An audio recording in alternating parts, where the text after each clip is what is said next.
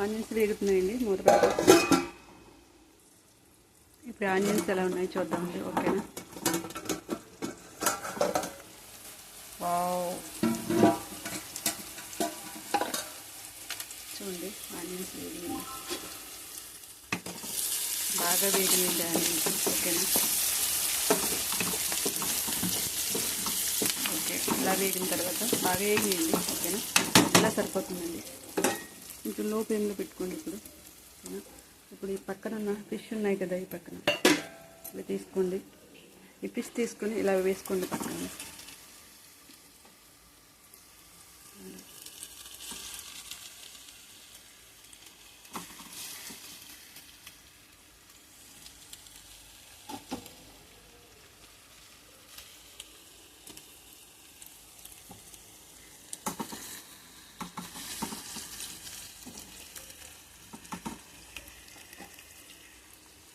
చేపల కర్రీ అయితే చాలా బాగుంటుందండి, సూపర్గా ఉంటుందండి.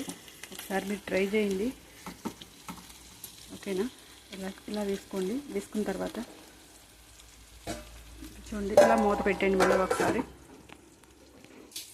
2 నిమిషాలు అయిందండి. ఇప్పుడు ఓపెన్ చేసి చూస్తాము. చూడండి, ఇలా ఉందండి. ఓకేనా.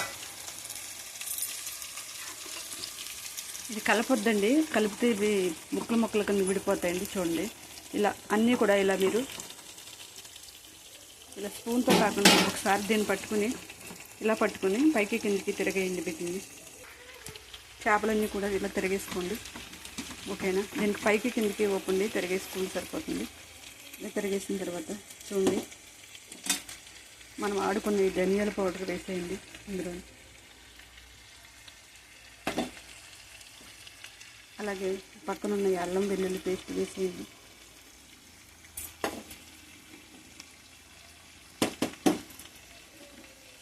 అలాగే చూడండి, ఇది జీలకర్ర మెంతి పొడి అండి, ఇది కూడా వేసేయండి. ఓకేనా. అలాగే చూడండి, ఆనియన్స్ ఉన్నాయి కదా, ఇది వేపుకుని ఆడుకున్న ఆనియన్స్ అండి, ఇవి కూడా వేసేయండి. అందులో కొద్దిగా పసుపు కూడా వేసుకోండి, సాల్ట్ కూడా వేసుకోండి. ఓకేనా. దాన్ని వేసిన తర్వాత ఒకసారి పైకి కిందికి ఓపెన్, ఇలా పైకి కిందికి కలుపుకోండి. కలుపుకున్న తర్వాత మనం చింతపండు గుజ్జు తీసుకున్నాం కదండి, అది వేసేయండి. ఓకేనా.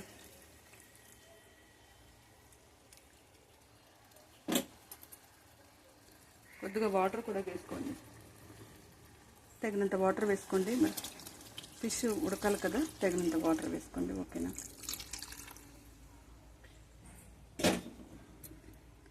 ఒకసారి స్పూన్తో కలుపుకోండి, ఇలా కలుపుకోండి. ఓకేనా.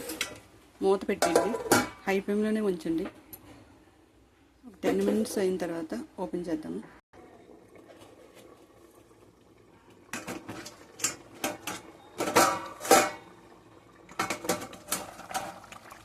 వావ్, చూడండి చేపల కర్రీ ఎలా ఉడికిపోయిందో. ఓకేనా. ఇప్పుడు చూడండి చేప అసలు ఎడిపోలేదండి. చూడండి ఎలా ఉందో, ఎందుకంటే మీరు గరిటె పెట్టలేదు కదా, అందుకని కర్రీ చేప అయితే విడిపోలేదండి. ఓకేనా. కర్రీ రెడీ అయిపోయింది. పైన కొద్దిగా కొత్తిమీర వేసుకోండి.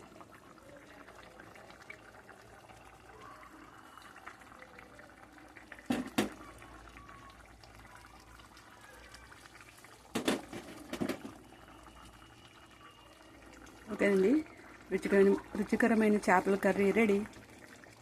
ఓకే, ఈ వీడియో మీకు నచ్చినట్లయితే చిన్న లైక్ చేయండి, షేర్ చేయండి, సబ్స్క్రైబ్ చేయండి, కామెంట్ మాత్రం పెట్టడం మర్చిపోకండి. ఓకేనా.